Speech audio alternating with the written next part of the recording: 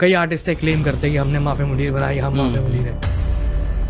देसी hip hop का mafia Mundeer का एक ऐसा क्रू था जिसके बाद इसके जैसा कोई म्यूजिकल ग्रुप बन ही नहीं पाया। इस क्रू ने काफी कुछ पाया भी, वहीं काफी कुछ खोया भी। किसी के लिए किसी का पैशन जरूरी था तो किसी के लिए उसका ईगो। तुम कह रहा हनी सिंह था, हाँ हनी सिंह ने शुरू किया था, नहीं हमने शुरू किया था। हनी सिंह भी था, हम भी थे, ये भी था, वो भी था, वो भी था, सब बोलते हैं। और ये सब आपको हनी सिंह की बातों से पता लग ही गया होगा। माफिया मुंडीर एक ऐसा म्यूजिकल रैपर्स ग्रुप था जिसमें आज के टाइम के फेमस रैपर्स काम किया करते थे, वो भी साथ मिलकर। इसमें शामिल हैं हनी सिंह, बादशाह, इक्का, रफ्तार और लिल गोलू।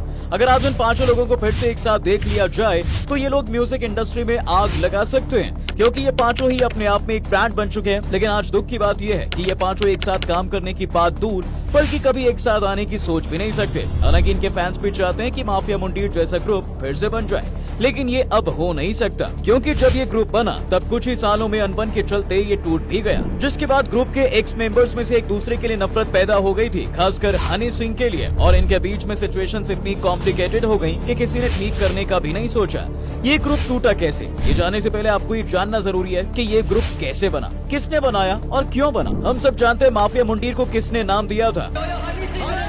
2001 यो यो हनी सिंह के लिए एक ऐसा साल था जिसमें उन्होंने अपने करियर की शुरुआत की। वहीं फिर 2003 में दिल्ली में म्यूजिक कंपोजर बन गए थे। हालांकि इससे पहले हनी सिंह का कोई एम नहीं था कि वो रैपर बनेंगे, लेकिन फिर भी 2005 के दौरान म्यूजिक इंडस्ट्री में हनी सिंह ने डेब्यू किया, वो भी एक गाने में रैप करके।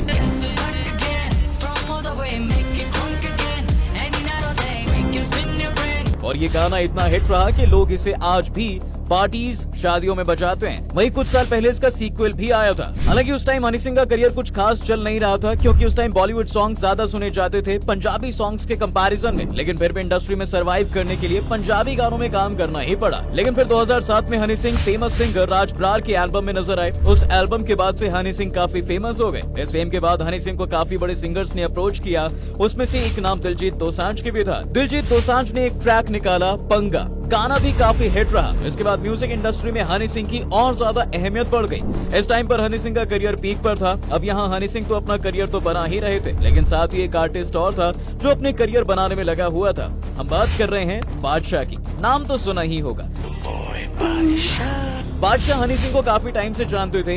इवन बादशाह हनी सिंह के काम को काफी अप्रिशिएट भी किया करते थे। और उस टाइम तो बादशाह का नाम बादशाह भी नहीं था, तब उनका नाम कूल इक्वल था, और तब वो इंग्लिश रैप भी करते थे। उस टाइम के दौरान 2006 में बादशाह ने एक गाना निकाला, सोडा विस्की, जो रिलीज होते ही हिट हो गया था। इस गाने के हिट होने के बाद बादशाह लाइमलाइट में आ गए। तभी हनी सिंह और उनके मैनेजर ने उन्हें नोटिस किया और कॉन्टैक्ट भी किया, जिसके बाद दोनों ने कई गाने बनाए। और इन दोनों में सबसे ज्यादा जो हिट बना वो था गेट अप जवानी। इन गानों का क्रेज तो आपको भी पता होगा कि कितना फैला था। हालांकि अब ये गाने सुनने में वही पुरानी वाइब देते हैं, लेकिन फिर भी कहीं ना कहीं इन दोनों के अलावा ये ग्रुप खाली सा था। क्यों? इसमें अभी 3 लोगों की कमी थी, और वो थे द ब्लैक वॉल स्ट्रीट। ये 3 मेंबर्स थे, दिलीन नायर, साहिल कौशल और अंकित सिंह पाटियाल। इनका तीनों का ग्रुप काफी रॉ था। ना ही म्यूजिक और ना ही हिप हॉप को लेकर ज्यादा नॉलेज थी। अगर आप इनके पुराने रिकॉर्ड्स को भी उठाकर देखोगे तो वो भी आपको कुछ खास पॉलिश नहीं मिलेंगे। तीनों अपने म्यूजिक को ऑर्कुट पर डाला करते थे। तभी इस दौरान इनके म्यूजिक को हनी सिंह ने नोटिस कर लिया। इसके बाद हनी सिंह उन्हें कांटेक्ट करते हैं और अपने पास सिर्फ ग्रुप में किसी एक को बुलाते हैं। वो थे दिलीन नायर। लेकिन दिलीन अपने ग्रुप के दोनों मेंबर्स को भी साथ लेकर चलता है। तब इन दोनों में बातचीत होती है और इसी दौरान हनी सिंह इन्हें अपनी तरफ से नाम देते हैं। दिलीन नायर को रफ्तार, साहिल कौशल को लिल गोलू और अंकित सिंह पटियाल को इक्का। पीपीआर ने मेंशन किया माफिया मुंडीर। यादें ताज़ा हो गई भाई, पूरा ताज़ा ही हो गई। मैं, रफ्तार, इक्का, हनी भाई, लिल गोलू, ओरिजिनल माफिया मुंडीर। और इन सब के बाद the black wall street, Honey Singh और बादशाह मिलकर बने माफिया मुंडीर। पांचों ने मिलकर गानों की दुनिया में तबाही मचाई। माफिया मुंडीर ने कई ट्रैक्स निकाले, पर कभी बड़े प्लेटफॉर्म पर लॉन्च करने का नहीं सोचा। पर कई ट्रैक्स तो नॉर्मली भी पॉपुलर भी हो गए, जैसे गड़बड़, खोल बोतल, मैं आ गया और वॉल्यूम 1। हालांकि कई सॉन्ग्स ऐसे भी थे जो इनके नाम भी नहीं लिए जा सकते, लेकिन इसके बावजूद भी तीनों फिर से अलग अलग बन गए। इसके पीछे सबने अलग अलग रीजंस दिए। सबसे पहले माफिया मुंडीर के ग्रुप को इक्का ने छोड़ा, और इसका वन एंड ओनली रीजन उन्होंने रफ्तार को बताया। लेकिन बाद में इक्का ने बोल दिया था कि उन्होंने ये सब ड्रिंक करके बोला था। हाँ, जब मैं लाइव पे गया था उस वक्त मैंने शराब पी रखी थी। रफ्तार को मैंने बहुत कुछ बोल दिया था। हालांकि अब दोनों के बीच कनेक्शंस काफी सही हैं। वहीं फिर इक्का के बाद माफिया मुंडीर को रफ्तार ने छोड़ा। इसका रीजन उन्होंने ये दिया कि जब डोप शॉप गाना शूट हो रहा था तब उन्होंने कई सारे शूट किए थे, लेकिन गाने में सिर्फ उन्हें मुश्किल से एक ही जगह पर दिखाया गया। वहीं अगर बात करें बादशाह की, तो उनके रिलेशन तो गेटअप जवानी के बाद से खराब होने शुरू हो गए थे और इस वजह से बादशाह ने माफिया मुंडीर को छोड़ा था। उन्होंने इसके पीछे कई सारे रीजंस दिए,